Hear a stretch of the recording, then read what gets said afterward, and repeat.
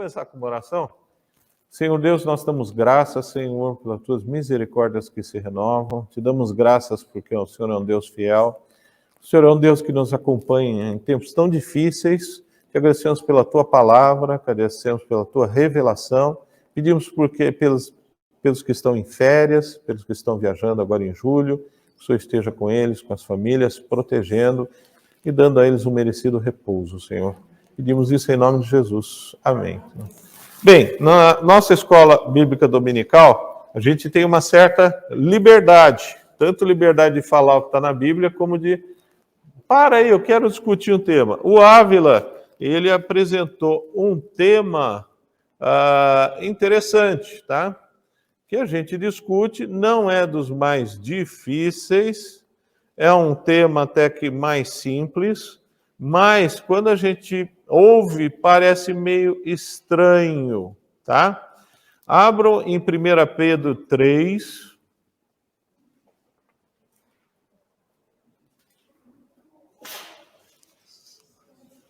Três 18.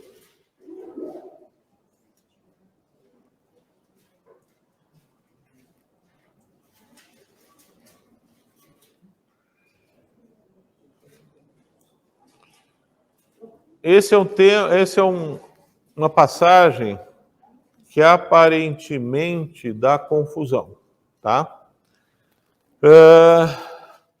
Porque também Cristo morreu, eu estou lendo 1 Pedro 3,18, uma única vez pelos pecados, tá? Isso tem um aspecto de ensino teológico importante, porque quem é de formação ou de origem católica aqui? Pouca gente. O significado da missa é praticar o sacrifício de Jesus, todo o processo da missa, tá? E isso Pedro fala que não é uma prática correta. Por quê? Porque Cristo morreu uma única vez pelos pecados. Cristo morre uma única vez. E depois vem a ressurreição dele, tá? O justo pelos injustos, para levar-nos a Deus, morto na carne, mas vivificado pelo Espírito, ou em Espírito. A tradução pode ser as duas coisas. E aí vem o 19, que o Ávila perguntou, então atendendo a pedidos, né? Ele fala, no qual também foi e pregou aos espíritos em prisão, tá? Para alguns, essa passagem pode dar confusão. Ele foi pregar o quê? Tá?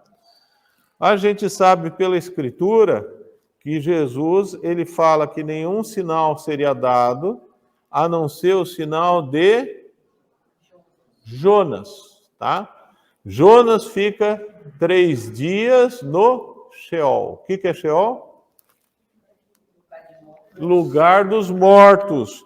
Ou você poderia traduzir pela cova, tá? Então, Jesus fala que é dado um sinal, sinal é a ideia de milagre, sinal é a ideia de algo que provém exclusivamente pela atuação de Deus, igual ao de Jonas, tá? Jesus morre, ele fica 3 dias na cova.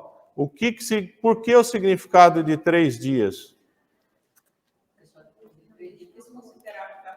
Exatamente. Na tradição, cuidado que existe, a Bíblia tem um aspecto absoluto, que é a vontade de Deus, que são coisas que Deus coloca, e tem coisas que são culturais. Então, para o judeu, só é morto de verdade quando fica mais de 3 dias, tá? Ou 3 dias.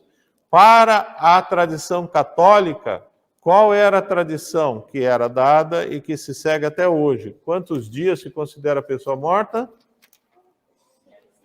7 dias. Por isso a famosa missa de corpo presente de 7 dias, tá? Então Jesus fica 3 dias na cova. 3 dias morto, tá? Ele ressuscita que dia? Que dia? Que dia? Domingo. Por isso que a igreja se reúne no domingo, não se reúne no sábado. E Jesus morre que dia? Na sexta, tá? Sexta, mas antes de que horário?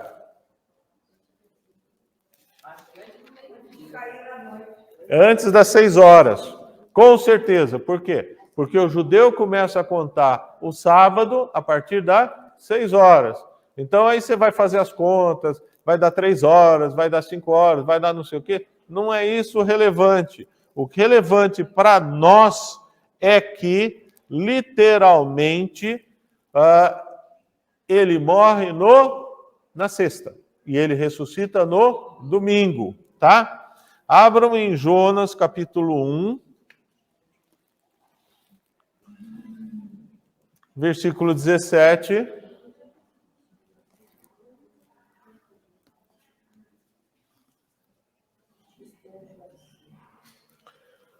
Aqui a tradução não está ruim. Então o Senhor preparou um grande peixe. Não diz que é baleia, cuidado, tá? É grande peixe. Para que engolisse Jonas. Jonas pede para ser jogado no mar em fúria, tá? E ele ficou 3 dias e 3 noites no ventre do peixe. Do 2:1 agora. Do ventre do peixe, do interior do peixe, Jonas orou ao Senhor, seu Deus, e disse: clamei ao Senhor na minha angústia, e ele me respondeu do ventre do Sheol, e tu ouviste a minha voz. Então, Jesus fala que vai ser dado um sinal igual ao sinal de Jonas. Qual é o sinal de Jonas? 3 dias e 3 noites na cova. É literalmente isso, tá? Covas, Sheol você pode traduzir por cova, que não tem problema nenhum. Só não me traduza por inferno. Mas não é esse o sentido, tá? Nem no hebraico, nem no grego. O certo é traduzir, se quiser traduzir, traduz como cova, tá? Ou deixa como Sheol, que é uma transliteração. E Jesus fica 3 dias e 3 noites na cova ou na sepultura. Não tem problema nenhum falar em sepultura, tá? E no 19, volta lá para o 1 Pedro, ele foi e pregou aos espíritos em prisão, tá? E aí tem um problema. São 2 questionamentos que a gente pode fazer por esse versículo. Quem são esses espíritos? Isso o texto explica. O que o texto diz para a gente? Versículo 20, os quais no outro tempo foram rebeldes. Rebelde é alguém que vai contra a vontade de outro, tá? Quando a paciência de Deus esperava a arca, os quais no outro tempo foram rebeldes, essa letra é pequena e o óculos não enxerga mais nem o olho. Os quais no outro tempo foram rebeldes, quando a paciência de Deus esperava, enquanto a arca era construída nos dias de Noé. Só nos interessa até aí. Ele se está referindo a quê? Espíritos é ideia de quê? Pessoas, almas, tá? Almas. Ok. Aí a gente pode ter 2 possibilidades. Quais são as possibilidades? Quem dá uma ideia? Não. Eu sei que não pode. Mas aí, assim, se você só lê esse trecho e não conhecer nada da Bíblia, você pode pensar, então depois que a pessoa vai para o inferno, Jesus pode ir no inferno. Tá, a gente vai chegar nisso. Mas a primeira coisa, quando fala espírito, qual é a ideia de espírito aí? Quais são as 2 possibilidades que tem? Ele vai ficar só no texto. Aqueles anjos caídos lá? Pode ser uma situação angelical, ou pode ser também você falar em almas. Provavelmente é espírito no sentido de anjo, tá? E o que a gente consegue fazer a ponte? Pessoas Pode ser, não tem problema.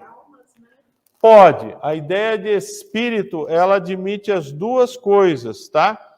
Então você tem as duas interpretações. Tanto pode ser as pessoas que morreram e estão numa situação de prisão pela morte, tá? Estão lá na morte, então você pode interpretar como pessoas, não tem problema.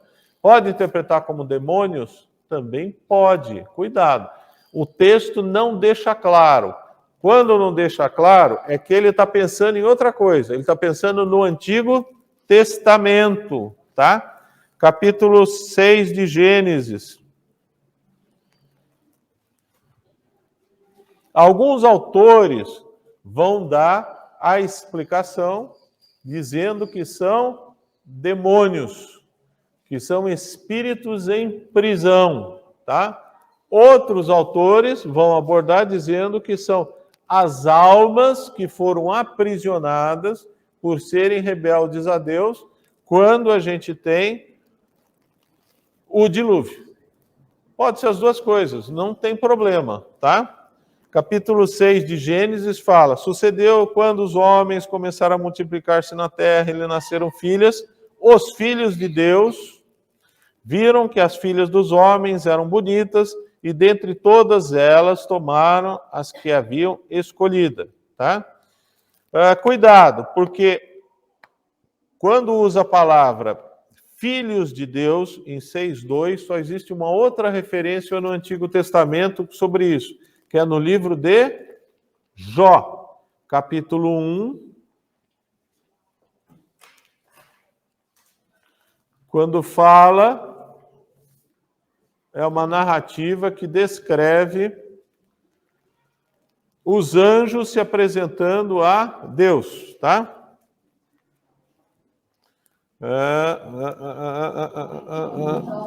Ou 6. Certo dia, os filhos de Deus vieram apresentar-se diante do Senhor. Então, não existe dúvida em que a expressão filhos de Deus, usado em Jó e usadas em Gênesis, se referem a anjos, tá? Porque, do ponto de vista de palavra do hebraico, é exatamente a mesma.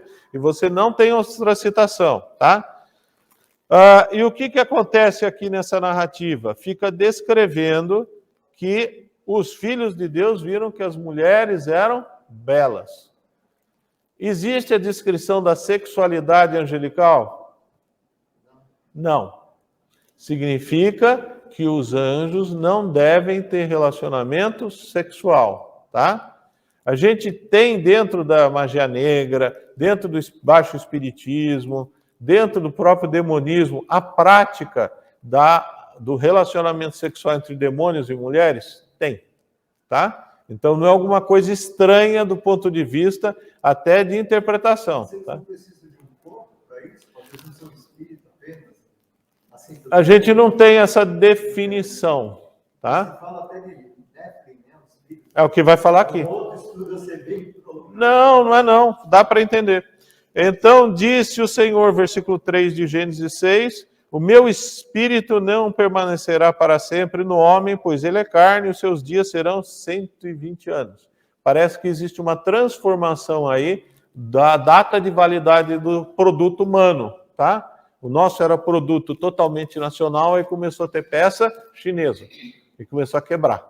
Então, sim, antes disso a gente vê no capítulo 5, pessoas que duram 600 anos, 700 anos, 800 anos. Após esse evento, a gente vê que Deus está falando, ó, não dá. O homem não vai durar tanto tempo. O homem vai durar menos, né? Não é assim que fala? Vai durar menos, né? E aí você vê continuação no versículo 4. Naqueles dias, os nefilins estavam na terra, tá? Alguns vão traduzir como heróis, outros vão traduzir como gigantes, outros vão traduzir como poderosos, mas da descrição de humanos com características sobrenaturais, de tamanho, de força, tá? E também depois, quando os filhos de Deus possuíram as filhas dos homens, as quais lhe deram filhos. Está descrevendo como uma situação não usual. está descrevendo como uma situação única. Esses nefilins eram os valentes ou heróis. Eram pessoas totalmente diferenciadas, tá? Alguns puxam do lado, aí se vocês gostam de curiosidade, o Antigo Testamento aparentemente cita alguém que tem essa característica de herói, de gigante, com uma estrutura muito diferente. Quem que é? Golias, tá? Então, alguns puxam nessa linha, porque ele tinha 2,60 m, né? É um pouco exagerado, né? Essa é a conta que você faz, tá? E o Senhor viu que a maldade do homem na terra era grande, que toda a imaginação dos pensamentos do seu coração era continuamente má. Versículo 6, então o Senhor arrependeu-se de haver feito o homem na terra, e isto lhe pesou o coração. E disse o Senhor, destruirei da face da terra o homem que criei, tanto o homem como o gado, os animais que rastejam e as aves do céu, pois me arrependo de tê-los feito. E no 8, porém, Noé, encontrou graça, a ideia de salvação, aos olhos do Senhor, tá? Então, volta agora para o texto de 1 Pedro, no qual foi e pregou aos espíritos em prisão. Duas possibilidades dos espíritos. Primeiro, serem demônios, e segundo, ser toda uma geração rebelde. Porque no versículo 20, aos quais no outro tempo foram rebeldes, enquanto a paciência de Deus esperava, enquanto a arca era construída nos dias de Noé. Poucas pessoas, isto é, 8, salvaram-se por meio da água. Então, o que a gente está vendo aqui? Que existem espíritos em prisão. Onde está essa prisão? A morte. Eles estão lá. Pode ser demônio? Pode. Porque a gente tem Gênesis 6 falando de uma situação totalmente aberrante, tá? Pode ser as pessoas da época que entraram num grau de depravação tremenda, generalizada, talvez até como a gente está vendo agora, pode, tá? Então não tem problema quanto a isso. Aí vem um problema que é outra coisa. Pregou aos espíritos de prisão. Pregar o quê? Tá? Toda mensagem de pregação, toda mensagem profética, ela traz o seguinte: eu trago uma mensagem para que vocês se arrependam, senão vai acontecer alguma coisa. Não é isso a mensagem profética? Até quando a gente fala, a gente anuncia o evangelho, a gente anuncia as boas novas. Isso é totalmente verdade? É? Quando você está pregando Jesus como Senhor e Salvador, você só está anunciando as boas novas? Não. Por que não? Porque com as boas novas também vem o juízo. Exatamente. Então, toda mensagem profética, ela vai ter, olha, você está indo para o caminho errado, tem um caminho certo. Mas se está para o caminho errado, você vai se dar mal, tá? Agora, tem algum sentido pregar para mortos? Tem algum sentido? Eles já estão resolvidos. Não é? Tem base bíblica isso, Romildo? Tem. Tem? Você não pode pregar para morto? Olha só. Olha o questionamento. Você pode pregar para morto?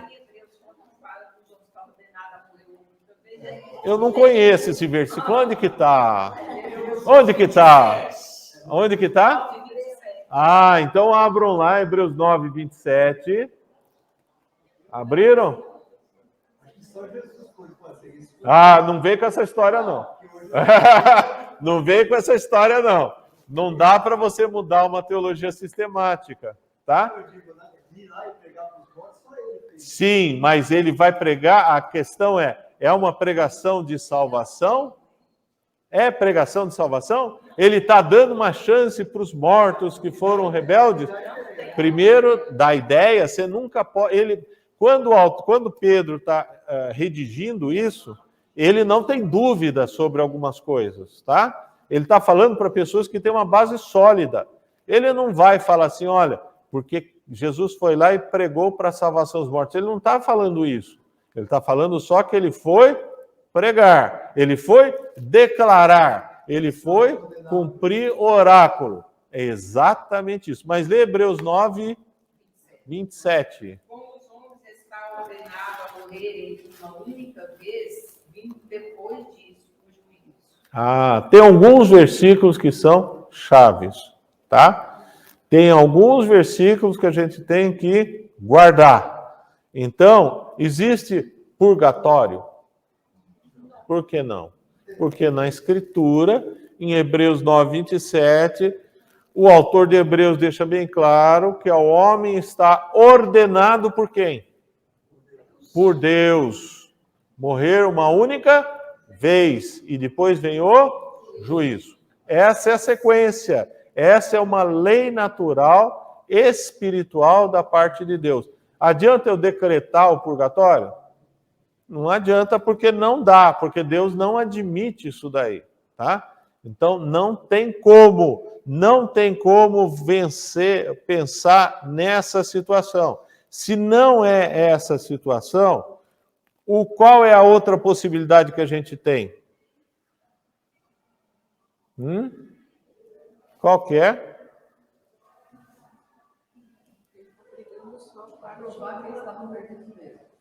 Como testemunho. Você vê que vocês estão numa furada?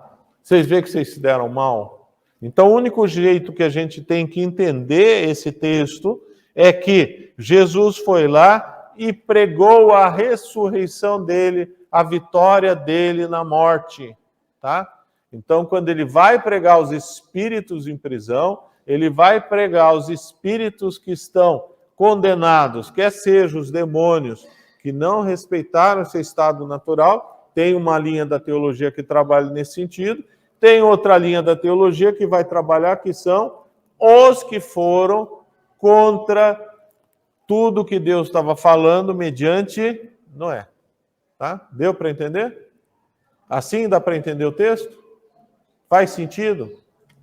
A mensagem em si, eu acho ok, né, do versículo 19 especificamente. Mas, olhando um pouco do capítulo ali, né, 13 até o 23, 13 até o 22, qual que é a função desse parênteses, por assim dizer, que o Pedro faz? Porque o capítulo está falando da longanimidade segundo o exemplo de Cristo, né? Que fala, se for da vontade de Deus, é melhor que isso faz, para praticar isso bem. E aí depois ele vai explicar que Jesus morreu uma única vez, e dá esse conteúdo, né? De que a morte de Jesus só por uma única vez, ela tem uma função redentora completa. No 21 ele vai falar que tinha uma tipificação da água como batismo. Sim, né? então para Noé. E aí ele vai terminar falando que Jesus falava a destra de Deus. Mas esse comentário do verso 19, 18 e 19, eu não consigo ler no texto achar por que ele está aí. Né? Vamos tentar descobrir o que você está falando. O que você está falando, das coisas mais importantes que tem é ver o versículo no seu contexto, tá? Porque tem pessoas que leem o versículo e não entendem e começam a usar o versículo fora de contexto. Então, vou dar um exemplo muito prático. A gente usa muito, não vou fugir da pergunta, fica tranquilo. Tem um versículo que a gente usa sobre a oração. Quando 2 ou 3... Lembra desse versículo? Onde que está esse versículo? Mateus. Você pode usar esse versículo para oração? Pode usar esse versículo para oração? Pode? Pode? O que ele está falando em cima? Qual é o assunto? Por isso que é importante. Como exercer a disciplina dentro da igreja. A disciplina faz parte da reconciliação, mas é um tema muito específico, tá? Então você é muito usado, tá? Então a gente tem que tomar cuidado que algumas coisas a gente tira do seu contexto, tá? Pastor Rodrigo repete muito, né? Se eu estou aqui no culto de oração, eu estou concordando com o seu É uma prática religiosa. Cuidado. Então, quando a gente começa, existe versículo bíblico que vai dar base para isso, existe, mas você não precisa necessariamente usar um que é fora de contexto. Desculpa, mas a minha fé, eu vejo assim, antes de estar com esse problema, às vezes as pessoas, não, Deus vai te curar, eu falo, se for da vontade dele, porque a morte é apenas uma passagem. Eu tenho essa convicção, eu peço pela cura. Amém. Ah, mas se tiver 2 ou 3 ali, não, mas não é. Quem estava Fosse assim era fácil. Quem estava quarta-feira na reunião de oração? Então, eu usei um texto do livro de Atos que Pedrão estava preso, né? O ministro do ST qualquer coisa lá tacou ele por fake news na cadeia. E a igreja estava fazendo o quê? Orando. E ele é libertado, tá? E o que acontece? Ele chega para a igreja fala, é um fantasma, é louco, tá? E a igreja estava em comunhão orando? Estava, tá? Agora, esse texto que a gente utiliza, o 2 ou 3, ele é voltado para a disciplina, tá? Um versículo que a gente usa muito, como é bom e agradável com os irmãos. Ah, isso é para a igreja? Isso é para a igreja? Não. Não. Para que é?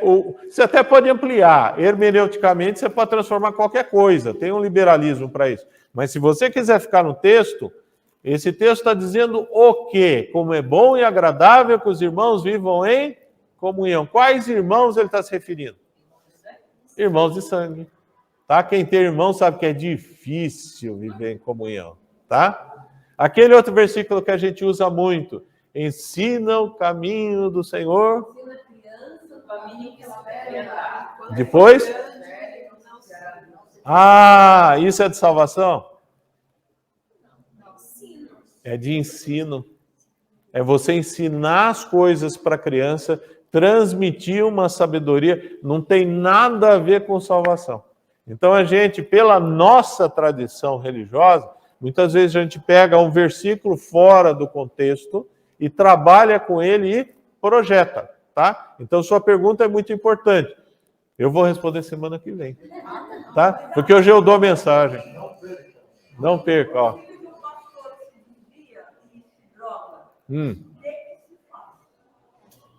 Primeiro você ora por ele, depois você ora pelo pai, e depois você vai continuar orando e não vai julgar, tá? Isso acontece. Eu conheço particularmente filho de pastor que se tornou michê, que é o homossexual prostituto, tá? E não tem nada errado com ele como pai, pastor e como mãe, tá? Você sabe o que eu estou falando, né? E tem outro que fica numa igreja um pouquinho mais para lá, que é uma confusão lascada. E daí eu já questiono a postura. Mas nós devemos julgar pessoas que estão fora do nosso meio, tá? Inclusive o texto que eu citei de Mateus, que fala do julgamento, é Mateus... É Mateus... Ah, essa Bíblia eu não acho nada. Que fala da disciplina na igreja. Eu estou procurando aqui. Aqui, achei. Eu não acho aqui, está na página, eu não estou achando. Então, o que acontece? Isso traduz dentro do meio da igreja, dentro da nossa igreja. A gente deve exercer disciplina? Deve. Qual que é o primeiro aspecto da disciplina na igreja? Tá? Que o autor, o Mateus, vai falar bastante sobre isso. Qual que é o primeiro? Se alguém está fazendo alguma coisa errada dentro da igreja. Qual que é? Sim, mas qual é a finalidade? Eu estou pegando e puxando a orelha de alguém lá, por quê? Para quê? Primeiro para restauração, tá? Para você colocar no rumo correto. Se isso não acontece, muda o grau, aí a disciplina passa a ser no sentido de não transformar aquilo em algo convencional, em algo que transmita que é normal fazer aquilo. Só que em nenhum momento você exclui a possibilidade de restauração. Você coloca a ideia de excomunhão, tá? Que o católico foi para outro lado, dizendo que eu não compartilho com a moral e a ética dessa pessoa. Tá? Deu para entender a diferença?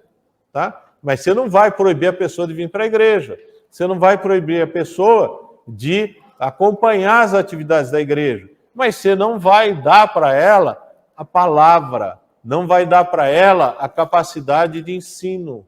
Por quê? Porque ela está fazendo uma coisa que é considerada antiética.